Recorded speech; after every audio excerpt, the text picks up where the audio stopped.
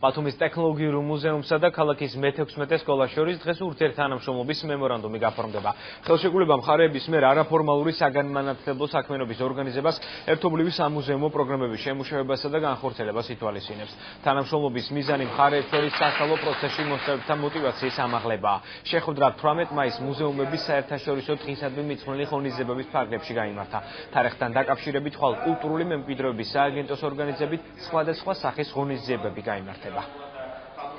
ძალიან მნიშვნელოვანია არაფორმალური განათლება სკოლისთვის, მოსწავლეებისთვის, იმიტომ რომ ისინი არაჩვეულებრივ გარემოში, არამედ სხვა გარემოში, სადაც მატერიალური რესურსები, სასწავლო რესურსები მეტია, იქ ჩაატარებენ გაკვეთილებს, იქ მოისმენენ, სხვადასხვა ინფორმაციას მიიღებენ და ამით უფრო ამაღლდება სწავლების ხარისხი. სამუზეუმო პედაგოგიკის განვითარების იდეა მუზეუმის დაარსების დღიდან არსებობს, მაგრამ უკვე წელიწადნახევარია ამ პროექტზე აქტიური მუშაობა მიმდინარეობს. ეს არის მასწავლებლის და მუზეუმის ერთობლივი მუშაობა, სილაბუსის შედგენის დროს გათვლილი იქნება, როდის უნდა მოვიდნენ ბავშვები ჩვენთან და კონკრეტული გაკვეთილი ჩაუტარდებათ ჩვენთან. ეს არის ურთიერთთანამშრომლობა სასარგებლო ორივე მხარისთვის, სკოლისთვისაც და მუზეუმისთვისაც.